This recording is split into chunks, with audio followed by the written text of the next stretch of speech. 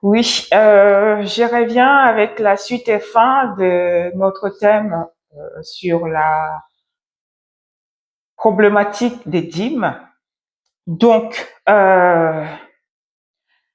j'essaie de faire un petit résumé sur tout ce que j'ai pu dire depuis le commencement de ces thèmes jusqu'à aujourd'hui. C'est vite fait. Je vais vous parler je rappelle en fait que j'ai parlé des dîmes spontanées d'Abraham dans Genèse 14, 20.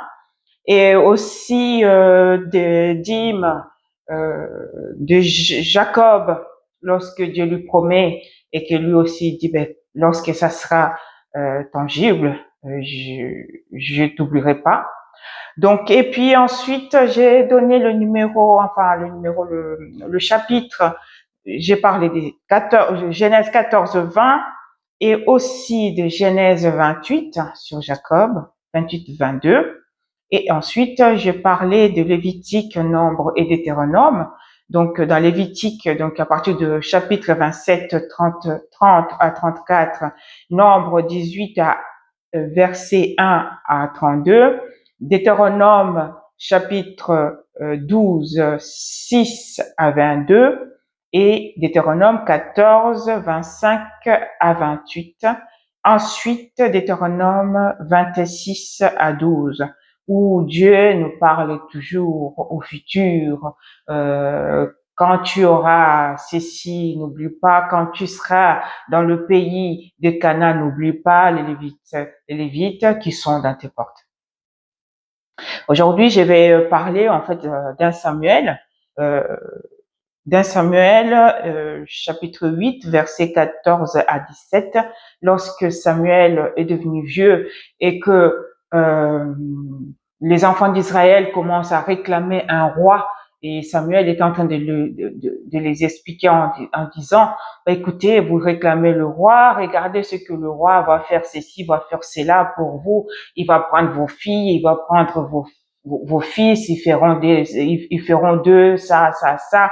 Et puis ensuite, les enfants d'Israël, ils en avaient tellement marre du comportement des enfants de Samuel, parce que Samuel, le père, lui, il a suivi la voie du Seigneur, mais ses enfants sont des cupides. Vous voyez, la cupidité, c'est quelque chose. Donc, ils pouvaient pas remplacer leur père.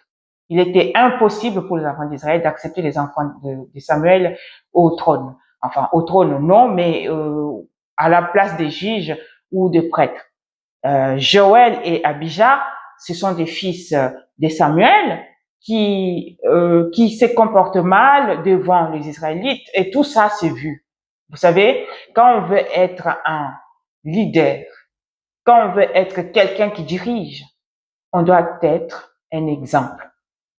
Oui, on doit être un exemple. Tu dois pas faire la débauche par là, la cupidité par ici, le vol par là, les choses. Aujourd'hui, il y a les gens qui racontent l'histoire de David, mais David, c'est pas un exemple. C'est pas un exemple à suivre. Si c'est ça que vous voulez, je vais vous détailler encore le comportement de David. Vous verrez à quel point David a été, souvent on nous prêche, on nous dit, oui, David c'est un homme selon le cœur. Il y a même les chantres qui chantent. Mais vous chantez parce que vous connaissez pas le comportement, vous connaissez pas ce qui s'est passé, vous connaissez pas lorsque Dieu, parce que c'est un Dieu juste, c'est pour ça sa grâce. Oui, rien que sa grâce. C'est sa grâce qui reste sur David. Parce que David, c'est pas un exemple. Ce n'est pas un exemple à suivre. Il y a des gens, je vais chanter comme David, je vais faire ceci. Je regarde tellement l'ignorance dans les gens qui chantent, qui parlent de conneries. Est-ce que vraiment tu veux vraiment être comme David? David a créé quelque chose de nouveau dans son temps. David a créé quelque chose de nouveau. Toi, tu crées le tien. Crée quelque chose de nouveau pour ton Dieu. C'est lui qui te donne le souffle de vie. C'est lui qui te donne.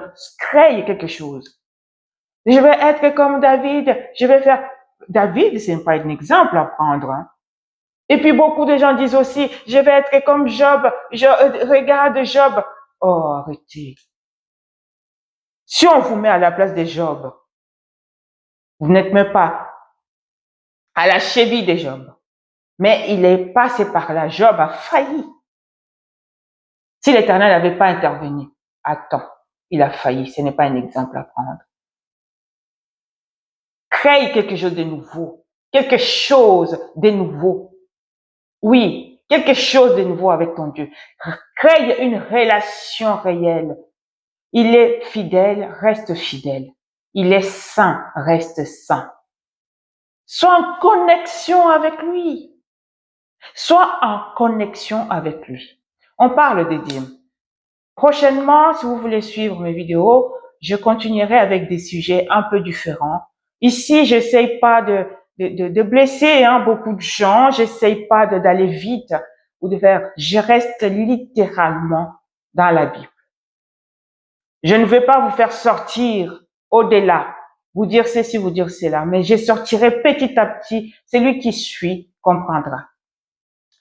Donc ici, je parle de Samuel, ces enfants qui sont pas les enfants, qui sont pas un exemple pour les enfants d'Israël. Alors les enfants, c'est une des causes d'ailleurs, une des causes des réclamations du roi pour l'Israël. Les enfants d'Israël, ils ont vu que Samuel est devenu vieux. Mais ces enfants qui pouvaient prendre sa place, ils sont pas un exemple pour nous. Alors on n'a rien à foutre. On veut un roi. Point. On veut un roi. Alors il donne la raison. Vous trouverez l'histoire en fait dans le récit. C'est pas l'histoire, mais les récits dans 1 Samuel chapitre 8, versets 14 à 17. Là, vous trouverez cette histoire, cette narration qui est sur les enfants de Samuel.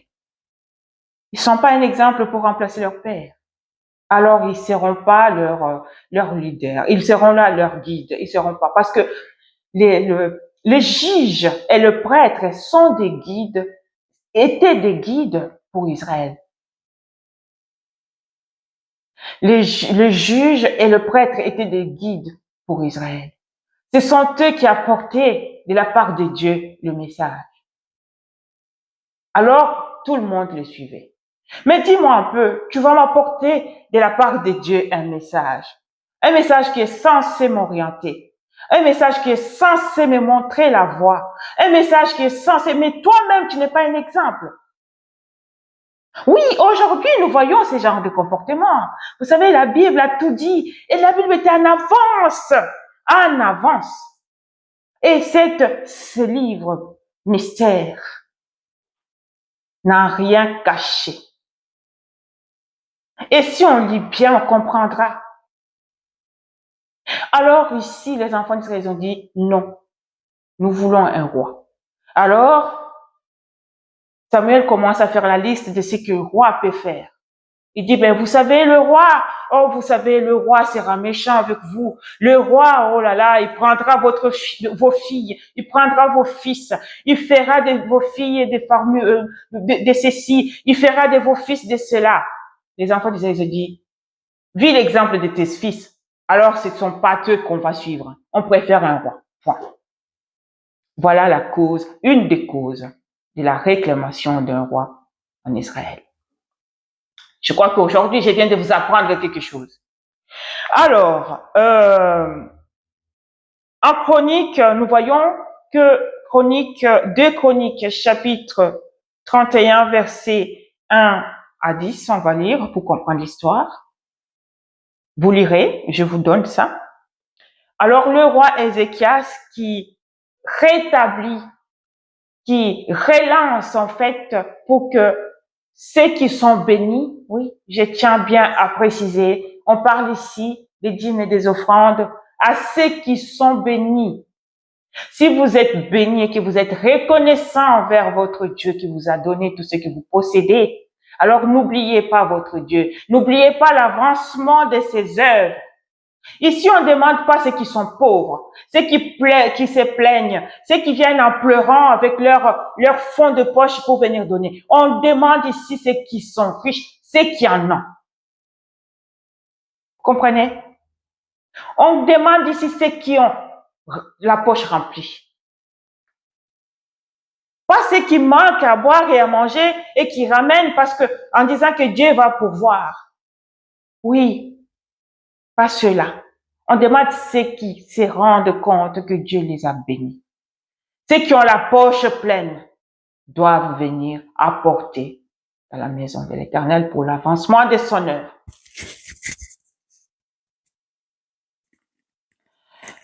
Alors,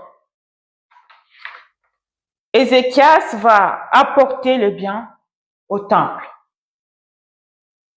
Ensuite, il va rappeler aux enfants d'Israël de faire pareil. Les enfants d'Israël vont apporter au-delà même des espérances des sacrificateurs.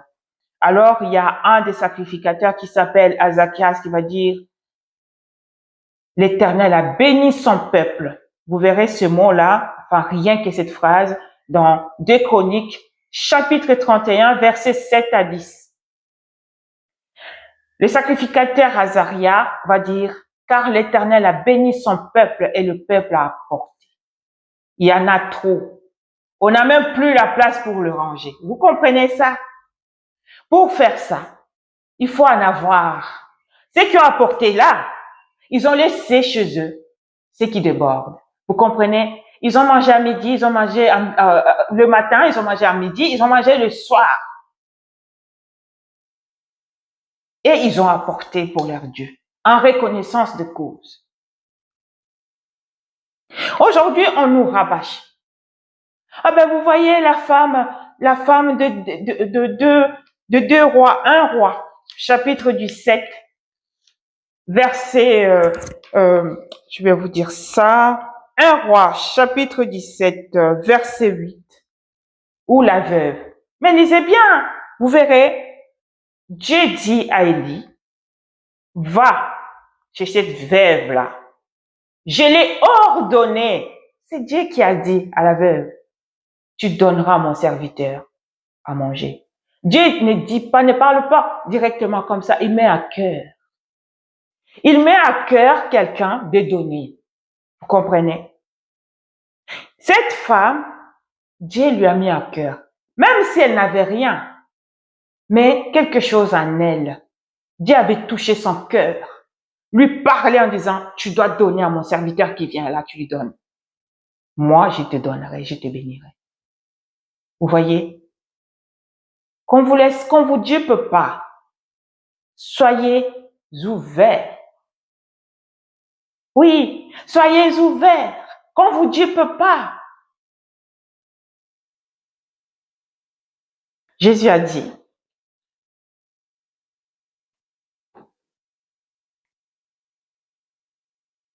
dans Jean chapitre 8,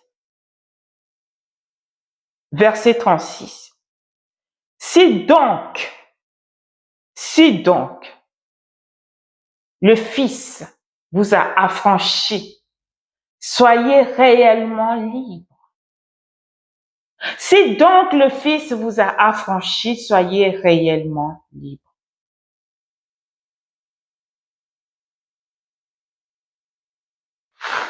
Donc, ce qui fait que la liberté, c'est dans tout ce qu'on fait. Souvent, les gens pensent qu'on les oblige parce que le pasteur est là en train de rabâcher comme d'habitude, apporter, on les oblige à faire. Mais non, on ne vous oblige pas. Quand tu es touché, apporte. Quand tu en as, apporte. Quand tu n'as pas, n'apporte pas. Attends d'être béni. Fais comme Jacob. Il a dit, Seigneur, le jour où je toucherai, alors là, je t'oublierai pas. Le jour où je toucherai la bénédiction que tu m'as promise, alors là,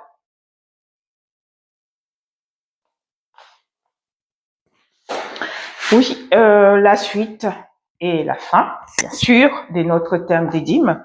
Donc, j'étais en train de dire que Jacob a dit, la liberté, j'étais en train de dire que la liberté est dans tout. Cette liberté doit être quelque chose qui est, il faut pas la confondre avec le libertinage. Parce que souvent les gens confondent les choses. C'est comme par exemple quand on te dit que c'est la démocratie, alors on pense que la démocratie c'est quelque chose que on peut dire n'importe quoi, on va pas nous faire du mal. Donc voilà, c'est ça. Il faut pas confondre entre liberté et libertinage. Dieu n'est pas un Dieu de libertinage, il est le Dieu des libertés. C'est pour cela d'ailleurs que son Fils nous a réellement affranchis. Et nous sommes libres. Nous sommes libres pour prendre la décision. Nous sommes libres pour faire ce qu'on veut faire. Tout est devant nous. Dieu n'interfère pas. J'arrête pas de dire, Dieu n'interfère pas dans notre libre arbitre.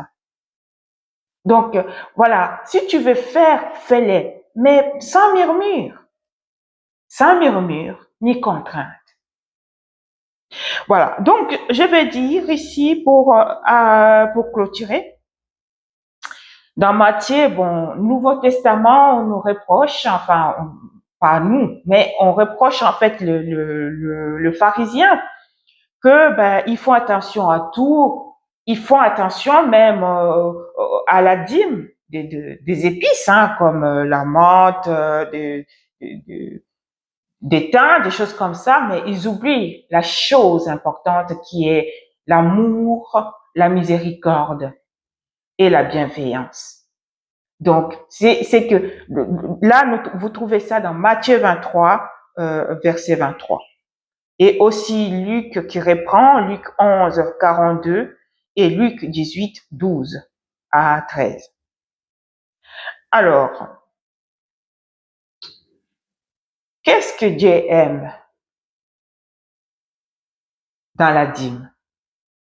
La réponse se trouve dans 2 Corinthiens, chapitre 9, verset 7. Souvent, on nous dit toujours, apportez, regardez, l'église primitive, elle était comme ça, les gens apportaient, mais retenez bien ce que je suis en train de vous dire. L'église primitive, on nous dit dans Actes, chapitre 4, versets 32 à 35, que l'église primitive, il n'y avait pas de pauvres dans cette église-là. Oui, il n'y en avait pas. Pourquoi? Parce que tout le monde a apporté des biens. Le bien, on parle ça au pluriel. Celui qui avait, je répète ça, hein, celui qui avait apporté le bien. Et ce bien-là, une fois apporté dans l'église, si c'était le champ, si c'était la récolte, si c'était, je sais pas quoi, même voire même l'argent, les apôtres faisaient quoi? Ils réunissaient tout ça. Ce qu'il y avait à vendre, ils vendaient. Et ils rapportaient l'argent dans l'église et les gens se partageaient. Ce qui fait que il n'y avait pas de pauvres dans cette église-là. Aujourd'hui, qu'est-ce qu'on voit? Toi qui n'as rien, qui n'as même pas à manger, tu apportes dans l'église. Pour un pasteur qui pense que la dîme là que tu apportes, c'est pour lui à 100%. Il oublie qu'il y a de la dîme des dîmes dans tout ce qu'on donne à l'église. Et la dîme, c'est pour l'avancement de l'œuvre de Dieu.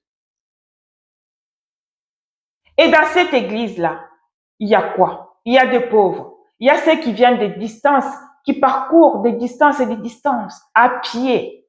Et ce pasteur-là, il a au moins 10 voitures dans son garage.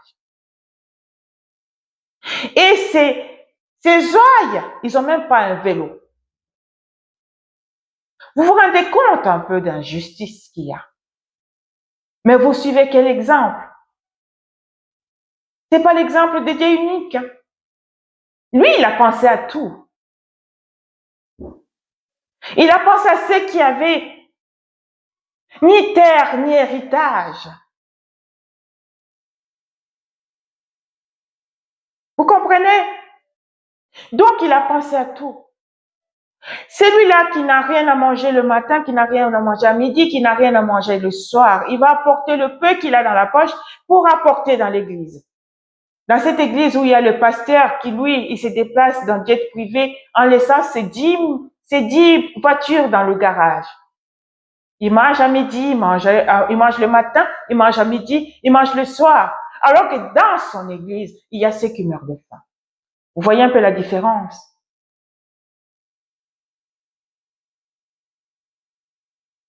Il connaît même pas le nom de ses brebis. Il est censé être berger, hein.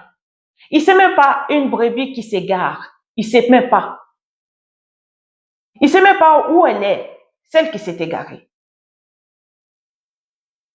Vous voyez, c'est ça le problème. Il sait pas où elle est, celle qui s'est égarée. Mais l'argent de cette brebis qui est égarée là lui permet de faire le business, de parier, de se déplacer en voiture, de manger le matin, de manger à midi, de manger le soir. Faites attention à ce que vous faites. Faites attention. Faites attention. On veut bien apporter.